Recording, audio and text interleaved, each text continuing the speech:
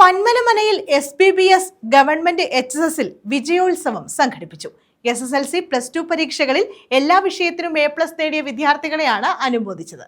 Scholarship നേടിയവരെയും SPCക്കായി മികച്ച പ്രവർത്തനം കാഴ്ചവെച്ചവരെയും ആദരിച്ചു.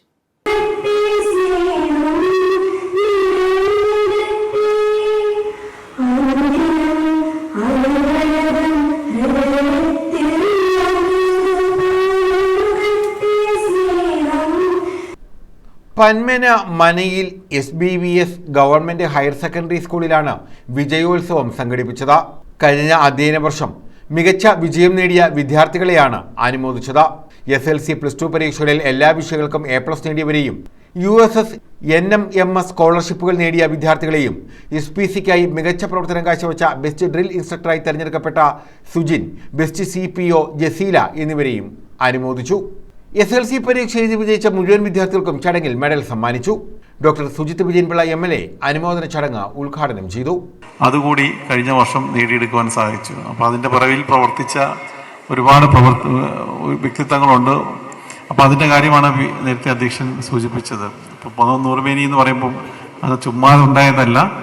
ഓരോ വിദ്യാർത്ഥികളെയും പിൻ പോയിന്റ് ചെയ്തുകൊണ്ട് അവരുടെ എവിടെയാണ്, ഏത് സബ്ജക്റ്റിലാണ് കുറച്ച് വീക്ക്നെസ് എന്ന് മനസ്സിലാക്കി. എനിക്കറിയാം ഈ സ്കൂളിൽ അധ്യാപകർ തന്നെ എക്സ്ട്രാ ക്ലാസ്സുകൾ, ട്യൂഷൻ ക്ലാസ്സുകളൊക്കെ എടുത്തിട്ടാണ് അവരെ പോരായ്മയുള്ള വിഷയങ്ങളിൽ കൂടുതൽ മികവ് പുലർത്തുവാൻ വേണ്ടി സഹായിക്കുകയും അങ്ങനെ വിദ്യാർത്ഥികളെ കൈപിടിച്ച് ഉയർത്തുകയും ചെയ്തത്.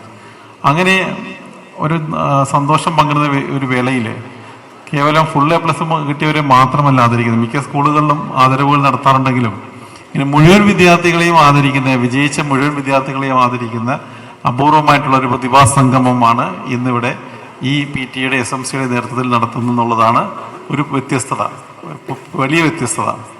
പ്രഥമാധ്യാപിക ഗംഗാദേവി R സ്വാഗതം പറഞ്ഞു. PTA പ്രസിഡന്റ് അജി അധ്യക്ഷത വഹിച്ചു.